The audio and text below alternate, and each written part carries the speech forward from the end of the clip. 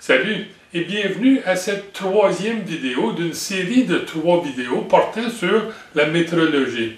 La vidéo d'aujourd'hui va présenter plus spécifiquement les mesures angulaires et le jaugeage.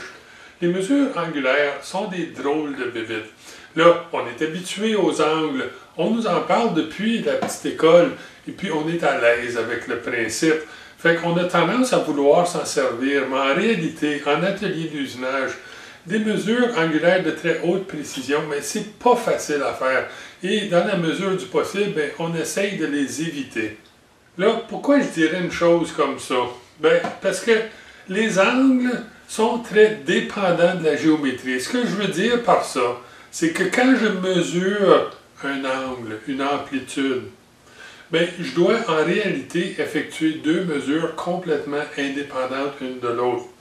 Regardons un exemple, cette pièce angulaire à 30 degrés. C'est très précis comme pièce de 30 degrés. Ça veut dire que l'angularité entre la base ici et l'hypoténuse de ce triangle-ci, bien évidemment, va être 30 degrés très précisément.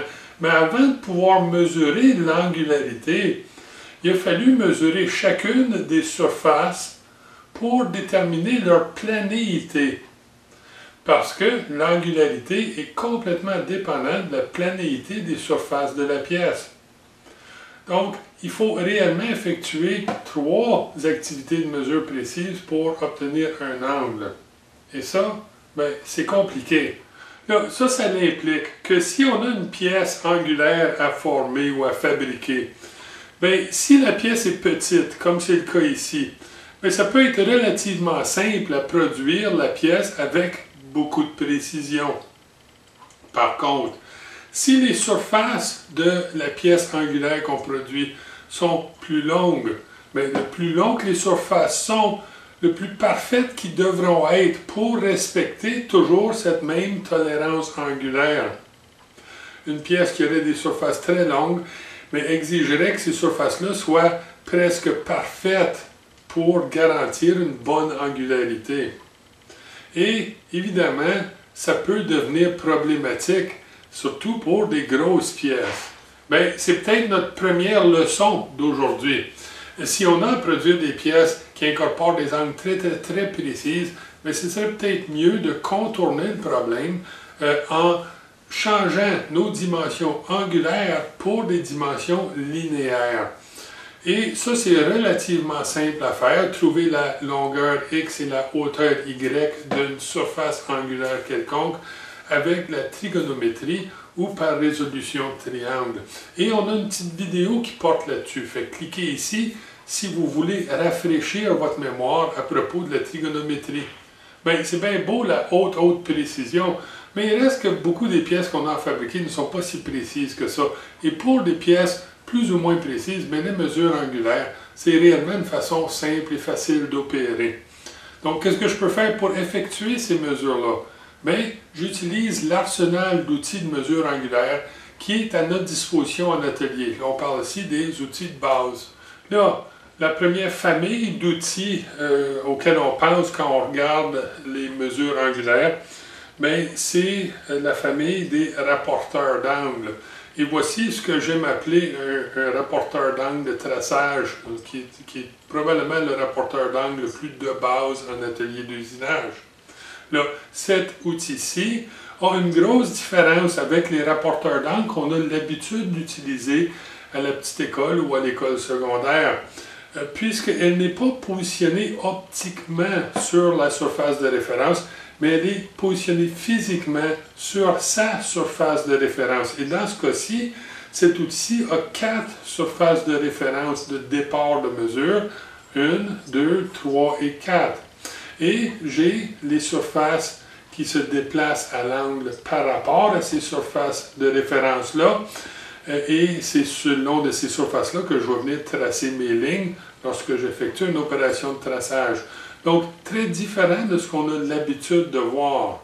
On peut voir ce type de rapporteur d'angle en action dans la partie 1 de notre vidéo portant sur le projet Jauge à forêt. Alors, voici un lien pour aller voir ce court extrait. Là, comme c'est le cas avec la plupart des outils en atelier, il y a différents niveaux de précision et différents niveaux de qualité. Puis on a ici un outil qui, en fait, de division d'échelle, n'est pas plus précise que celle qu'on vient juste de voir, mais qui, comme construction générale, l'est beaucoup plus. Donc ceci, même si je ne peux la lire qu'à 1 degré de précision, pareil comme l'autre qu'on vient de voir, mais puisque la règle est beaucoup plus précise et la tête de travail est beaucoup plus précise, mais ce rapporteur d'angle-ci est beaucoup plus fiable en fait de précision.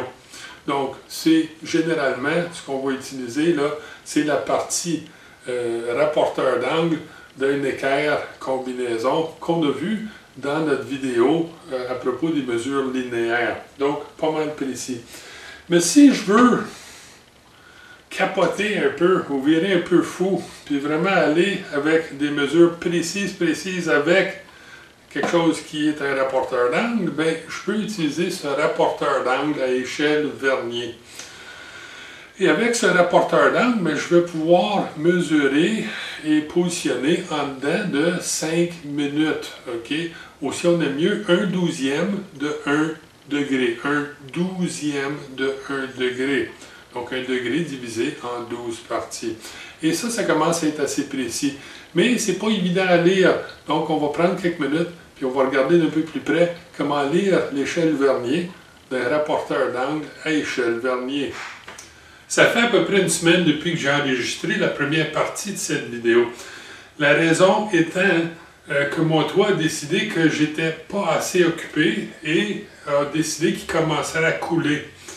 Donc, voici une photo du désastre et voici une photo de ce que ça a l'air maintenant. Bon, on peut voir que tout est revenu en ordre, donc on peut continuer avec notre vidéo.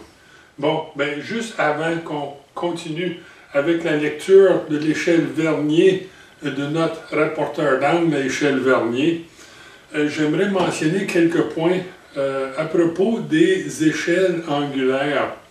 Et la première étant le point de départ. Puis si je regarde l'échelle ici, je peux voir que le 0 de départ est placé horizontalement. Et c'est ce qu'on est habitué de voir. Mais il n'y en a pas d'habituellement en mesure angulaire. Le 0 peut être ici, il pourrait être 90 degrés plus loin, il pourrait être 180 degrés plus loin, ou peut-être 270, ou même à un angle bizarre entre ça en quelque part.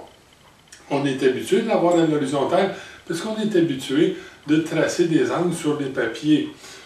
Mais ce n'est pas le cas en atelier d'usinage. Donc quand on a une mesure angulaire en atelier, c'est crucial de s'assurer de savoir de quelle surface ou de quelle référence est-ce que cette mesure émane.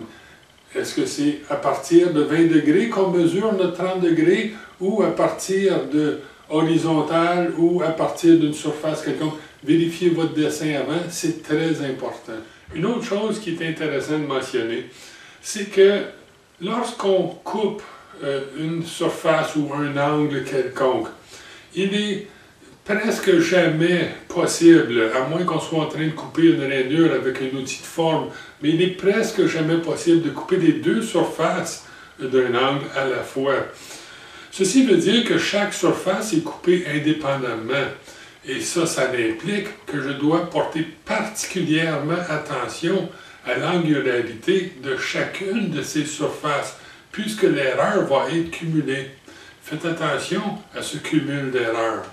Une dernière chose avant de revenir à notre échelle vernier, bien, ça serait de constater en regardant de nouveau cette petite échelle ici, que les graduations vont de 0 à 180 et de 0 à 180. Il est gradué dans les deux directions de façon identique. Et ça, c'est parce qu'en atelier, il n'y a pas vraiment de direction angulaire. On aurait l'habitude ou tendance à dire, bien, un angle positif, un angle négatif, mais ce n'est pas vraiment le cas. Un angle est un angle, c'est une amplitude. Donc, c'est important de savoir si on veut mesurer 30 degrés de quelle surface et dans quelle direction. Là, l'échelle sur ces outils est notoirement difficile à voir. Donc, pour des vieux comme moi, ben, ils rajoutent une loupe pour nous aider à le voir. Ils ne sont pas tellement difficiles à lire, mais juste difficiles à voir. Mais comme on peut voir dans cette photo, la lentille produit beaucoup de reflets dans la vidéo et rend l'échelle difficile à voir. Donc pour la démonstration, je vais retirer la loupe, mais en réalité, elle est vraiment pratique à avoir. Alors voici mon rapporteur d'angle réglé à ce qui devrait être 0, puisque j'ai aligné la règle avec la base en utilisant le marbre. Et si on se rapproche un petit peu, on peut voir que le 0 de mon échelle fixe est aligné avec le 0 de mon échelle vernier. Je constate également que mon échelle fixe est divisée en degrés et que chaque dixième degré est identifié. Je peux également voir que mon échelle vernier est divisée en 24 divisions, 12 divisions de chaque côté du 0. Chaque division de cette échelle vernier équivaut à 5 minutes. Et 12 de ces divisions équivalent à 1 degré, ou si on aime mieux, 60 minutes de chaque côté du 0. Le côté de l'échelle vernier à utiliser lors d'une opération de mesure est défini par la direction de la mesure, et on verra ça dans notre exemple. On a sur ce rapporteur d'angle à échelle vernier ce qui ressemble à 3 vis, mais en réalité, on a une vis qui fixe la règle sur l'appareil. On a également une vis d'ablocage qui barre l'appareil en position lorsque réglé. Et finalement, une vis d'ajustement de précision. Si on retourne à notre échelle, on peut regarder une dernière chose avant de réajuster notre rapporteur. Si la ligne 0 de notre échelle vernier s'aligne avec une ligne de l'échelle fixe, on remarquera que les deux divisions extrêmes de l'échelle vernier s'aligneront également avec une ligne de l'échelle fixe. Ça, c'est important parce que c'est analogue à ce qu'on avait vu avec les échelles vernier des pieds à coulisses. Voici mon rapporteur d'angle réglé à 45 degrés. Si on se rapproche un peu, on s'aperçoit que le 0 de l'échelle vernier s'aligne parfaitement avec la ligne 45 de l'échelle fixe et que mes deux limites de l'échelle vernier s'alignent également. Ça veut dire que j'ai donc 45 degrés entiers et aucune fraction de degré. Maintenant, on pourra s'ajuster à une amplitude qui ne tombera pas sur un nombre entier de degrés. Et ça va nous forcer à utiliser notre échelle vernier. On utilise les mêmes étapes pour effectuer une lecture d'échelle vernier de rapporteur d'angle que celle qu'on a utilisée pour la lecture d'échelle vernier sur nos pieds à coulisses. On commence par effectuer la lecture de l'échelle fixe de son 0 jusqu'au 0 de l'échelle vernier, et on compte toutes les divisions entières, mais seulement que les divisions entières. Si on se rapproche un peu, on constate que du 0 de l'échelle fixe au 0 de l'échelle vernier, j'ai 23 divisions entières. Donc ça veut dire 23 degrés. Mais je constate également que le 0 de l'échelle vernier n'est pas sur la 23e division. Il est à peu près la moitié chemin entre la 23e et la 24e, ou un peu plus. Alors, qu'est-ce que je peux faire pour effectuer cette lecture? 23 degrés plus combien? Mais pour ça, on va regarder notre échelle vernier. Mais faites attention, il y a deux côtés à cette échelle vernier. Si on a commencé notre lecture au 0 ici, et qu'on a lu jusqu'au 0 de l'échelle vernier ici, on va continuer dans cette même direction pour la lecture de l'échelle vernier. Et on va aller de ce côté-ci de l'échelle vernier pour trouver une ligne de l'échelle vernier qui s'aligne avec n'importe quelle ligne de l'échelle fixe. D'après moi, c'est cette ligne-ci qui s'aligne la mieux. Et cette ligne de l'échelle vernier représente 40 minutes sur l'échelle vernier. Je vais donc ajouter ce 40 minutes au 23 degrés original et ça va me donner comme réponse finale 23 degrés 40 minutes. Mais peut-être une dernière chose avant de passer à autre chose, serait de mentionner que cet outil a une drôle de forme et des angles un peu partout et toutes sortes de choses bizarres. C'est vraiment une forme un peu gauche. Et pourquoi que c'est comme ça? Bien, regardons le tableau ici qui a été fourni par la compagnie Mitutoyo avec ce rapporteur d'angle. Et on peut constater qu'on peut l'utiliser dans toutes sortes de positions, dans toutes sortes de configurations et même avec toutes sortes d'accessoires pour le rendre plus versatile. Donc réellement un outil très versatile et très précis pour les mesures angulaires. Notre prochain outil dans notre arsenal d'outils de mesure angulaire, bien, ce serait ces cales angulaires. Ça ressemble à des cales étalons, mais ils sont angulaires. Et j'ai 1, 2, 3, 4, 5, 10, 15, 20, 25 et 30 degrés. Et je peux assembler ces différents blocs angulaires-là pour obtenir à peu près n'importe quel angle que je voudrais avoir. Et c'est très précis. Mais je m'en sers surtout pour des installations machines. Mais je ne voudrais pas, dans la mesure du possible, les amener trop souvent à la machine. Donc, normalement, on utilise ces cales-là pour installer ou pour se fabriquer un petit gabarit qu'on peut amener à la machine pour positionner notre pièce à l'angle voulu. Fait que regardons ça. Et on va essayer un angle de 21 degrés.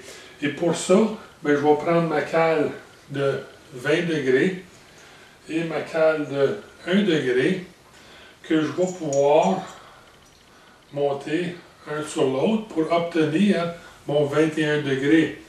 Mais comme je dis, je ne veux pas emmener ça à ma machine et risquer de les endommager. J'aime plutôt m'en servir sur une surface, à une surface contrôlée, quelque chose que je sais qui est propre et précis. Donc, je vais installer un petit gabarit pour faire le transfert. Regardons ça. Donc, on peut voir ici que j'ai fait un petit montage à l'aide de mes blocs à 21 degrés. J'ai positionné une parallèle très précise sur une équerre d'ablocage précise à l'aide de 2 serres en C et à l'aide évidemment de mes blocs qui sont montés à 21 degrés. Serrés ensemble, la parallèle est précisément positionnée. Je peux donc maintenant retirer mes blocs et les replacer dans leur boîte pour les protéger de tout dommage. Et maintenant, je peux amener mon angle précis à la fraiseuse sans craindre d'endommager mes cales de précision. Donc, puisqu'on progresse de moins précis vers plus précis, le prochain outil dans notre arsenal d'outils de mesure angulaire, eh bien, ça va être la règle sinus. Puis, je n'aurai pas besoin d'en parler beaucoup ici parce qu'on a déjà une petite vitre qui parle de la règle sinus. Alors, voici un lien pour aller voir cette vidéo-là. Et finalement, quoique ce n'est pas du tout un outil qu'un débutant ou qu'un machiniste en herbe utiliserait chez eux, il existe un outil très précis de mesure angulaire qui est le comparateur optique. Et le comparateur optique est un outil absolument fantastique pour mesurer des angles, particulièrement sur des très petites pièces. Mais comme je dis, on n'est pas pour dépenser 15 ou 20 000 $ pour un bon comparateur optique pour l'utilisation quotidienne à la maison. Ça serait ridicule, à moins d'être vraiment riche. Puis ça serait quand même ridicule de le faire. Non, mais juste pour boucler la boucle, j'aimerais quand même au moins la regarder rapidement. Alors, voici un lien à une petite une petite vidéo. Non, c'est pas une petite vidéo, c'est un projet de filetage, je crois, qui montre l'utilisation d'un comparateur optique pour mesurer l'angle de pointe d'un outil de coupe. Bon, dans la partie 1 de cette série de 3 vidéos portant sur la métrologie, on a regardé des principes généraux. Dans la deuxième partie, bien, on a regardé les mesures linéaires. Et dans la troisième partie, jusqu'à date, on a regardé les mesures angulaires. Mais avant de terminer cette série sur la métrologie, j'aimerais parler du jaugeage. Le jaugeage est une méthode de mesure qui s'applique autant aux mesures linéaires qu'aux mesures angulaires. Quand on a regardé des mesures linéaires, on a vu qu'on avait des mesures linéaires qu'on pouvait effectuer avec des outils directs ou des outils comparatifs. Puis dans le direct, on a nos pieds à coulisses, nos micromètres. Puis dans le comparatif, on avait nos calétalons qu'on pouvait comparer à une pièce, puis c'était une mesure comparative. Quand on a regardé les mesures angulaires, on s'est aperçu également qu'on avait des mesures directes et comparatives. Une mesure directe angulaire, ce serait exemple avec un rapporteur d'angle à échelle Vernier. Puis comparatif, ça serait avec nos règles sinus. Ça va. Mais quand ça vient au jaugeage, le jaugeage est réellement réservé presque exclusivement, aux mesures comparatives. Le jaugeage est peut-être réservé aux mesures comparatives, mais il y a quand même deux méthodes très différentes d'effectuer ces mesures comparatives en jaugeage. Et ça, c'est la première, des mesures par jaugeage visuel et des mesures par jaugeage physique. Okay? Dans le visuel, on est en train de comparer un calibre ou une jauge à une pièce et on est en train d'évaluer visuellement la conformité entre les deux. Comment est-ce que la pièce se conforme au calibre ou à la jauge. Dans le deuxième cas, c'est lorsqu'on a un outil, une jauge, qui s'insère dans ou sur quelque chose. C'est beaucoup plus noir et blanc parce que ça rentre ou ça rentre pas. Ça nous donne quelque chose qui est moins porté à l'interprétation. Mais dans les deux cas, c'est considéré comme du jaugeage. Donc, regardons quelques exemples d'outils de jaugeage visuel. Bon, voici notre jauge à forêt ou son équivalent en papier parce que quelqu'un, je crois, a emprunté le mien. Et on a un peigne à filet pour vérifier le poids d'un filet. Et on a une jauge à filetage qu'on utilise lors du filetage sur le tour. Là, tous ces calibres sont des calibres visuels parce que je compare visuellement le calibre à ce que je veux mesurer. J'aurais pu aussi choisir un calibre de rayon ou un calibre pour le diamètre des forêts, mais voici, c'est ces trois-là qui traînaient autour de mon établi. Ces calibres visuels, ces jauges visuelles, requièrent un peu d'expérience parce que pour les utiliser correctement, il faut pouvoir évaluer, lorsqu'on compare l'outil à la pièce, comment conformes les deux sont. Puis cette évaluation-là, ça requiert un peu d'expérience. Maintenant, regardons des calibres qui nous donnent des réponses moins subjectives. Donc, quelque chose sur lequel on peut se fier un peu plus et qui requiert moins d'expérience. En bas, on a une jauge télescopique pour mesurer des alaisages. Ensuite, au centre, on a un ensemble de calibres d'épaisseur, le schim. Et tout à fait en haut, on a un calibre ou une jauge entre pas. Si on regarde ces outils d'un peu plus près, on constate que la jauge télescopique, c'est un peu moitié-moitié. Il y a encore beaucoup de jugements qui rentrent en compte. Quoique ce n'est pas un jugement visuel.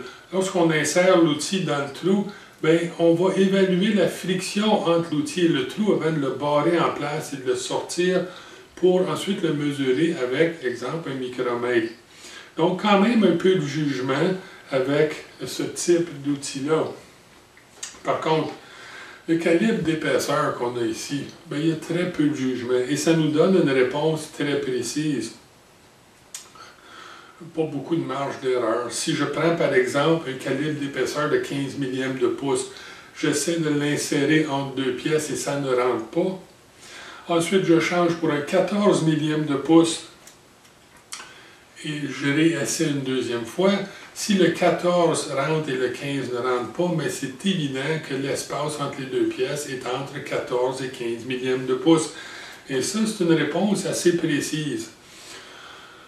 Surtout que cette réponse peut être obtenue par une personne qui a très peu d'expérience ou très peu de connaissances en mesure. C'est pour ça que le jaugeage est une méthode de mesure populaire en industrie lorsqu'on veut embaucher des personnes moins qualifiées. Là, la dernière ici, le calibre ici, c'est un calibre très précis, ou une jauge très précise, qui est faite par la compagnie Southern Gauge, puisque c'est un outil pour mesurer un trou d'1/2 pouce ayant une tolérance de plus ou moins 1/2 millième de pouce. Donc une amplitude de tolérance totale de 1 millième. Bon, mais ce qu'on a ici, c'est un outil entre pas, go, no go en anglais. La partie entre qui est la plus longue, parce qu'on veut évaluer la géométrie du trou en même temps, mais cette partie-là mesure très précisément 499 millièmes et 5/10 millièmes. Donc, 1/2 millième en bas d'1/2 pouce. Et le côté go, no-go, donc le côté entre pas, mesure 0.5005, 500 millièmes et 5/10 millièmes de pouce.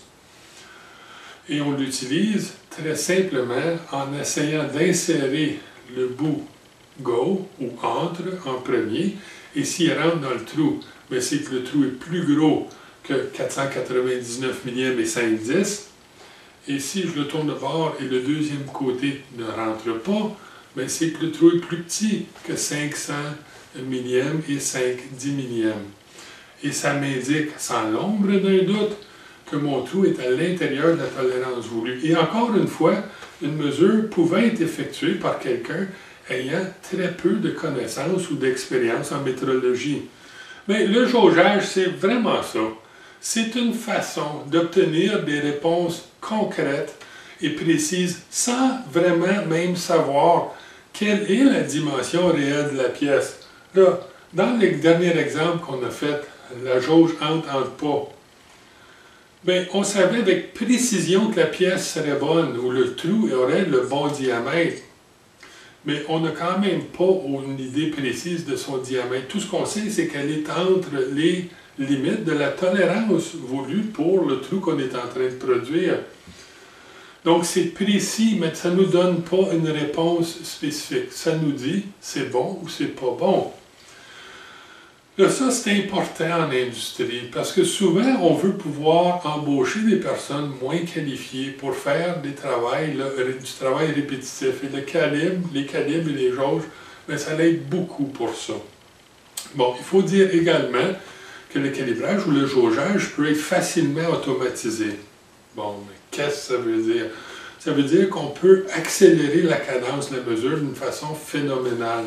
Et pour ça, bien, on va prendre une vieille boîte en tôle, Alouette Smoking Tobacco, mais on est en français, fait qu'on va le tourner de bord, puis on va dire tabac à fumer Alouette. Et on va prendre ce récipient, et on va, à l'intérieur du récipient, verser cette boîte de vieux roulements à billes. Bon. Si je le brasse un peu, ben, il n'y a rien qui arrive. Et puis, c'est pas surprenant parce que c'est une boîte qui est étanche. Par contre, si j'avais percé des trous dans le fond de la boîte, plusieurs trous, qui mesuraient le même diamètre que le bout entre de cette pige-là, 499 millièmes et 5/10 millièmes. J'avais percé ces trous-là et je le brassais. Mais je découvrirais que toutes les billes plus petites que ça tomberaient à travers des trous et seraient considérées en dessous de la tolérance voulue. Si ça, c'était le bas de la tolérance que je voulais, 499 millièmes et 5/10. Si ensuite je reprenais les billes qui sont dans la boîte, ceux qui n'ont pas tombé par les trous, et je les versais dans une deuxième boîte, qui, elle, aurait des trous percés, mais au haut de la tolérance. Excusez. Oui, bonjour. Bon, excusez. Ouais, si je prenais une boîte qui avait des trous percés au haut de la tolérance, si on prenait le même exemple que le calibre qu'on avait ici, ce serait 500 millièmes et 5/10 millièmes de pouce. 500 millièmes et 5/10 millièmes, c'est ça. Bon, mais si je remettais les billes dans cette boîte-là et je le brassais, bien, je trouverais que toutes les billes plus petites que les trous qui sont au maximum de la tolérance tomberaient à travers.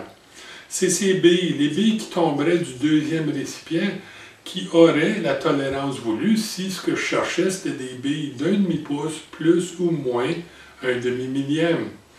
Et je pourrais, de cette façon-là, mesurer des milliers et des milliers de billes à chaque jour, avec très peu de marge d'erreur, avec beaucoup de précision, autrement dit, et de façon très économique. Donc, on peut voir que le jaugeage, c'est quelque chose qui est très intéressant pour l'industrie. Bon, mais en atelier d'usinage, on ne peut pas fabriquer de pièces si on ne peut pas les mesurer. Rappelez-vous, chaque pièce fabriquée a une tolérance, chaque dimension a une tolérance. Et cette tolérance ne peut être respectée si on ne peut pas effectuer de mesures de précision. Donc la mesure est une activité fondamentale pour l'atelier d'usinage. Bon, d'ici à la prochaine leçon, amusez-vous, faites attention, soyez prudents et bon usinage.